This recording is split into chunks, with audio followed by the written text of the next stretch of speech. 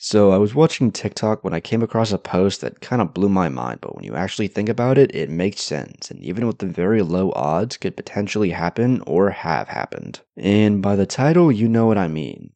Being an avatar could become the parent to the next avatar. Now, for this to work, let's say that the father is the avatar and has a wife from the next nation in the cycle, and she gets pregnant. Their kid could become the next avatar if the father were to die before that child is born.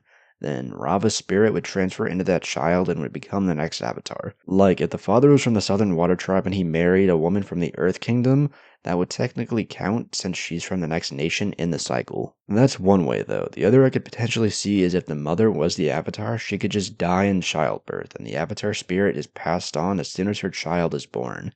And again, the father could just be from the next nation in the cycle. That's kind of the only way I could see this happening, but if it did happen, it would be a weird connection to the surviving parents.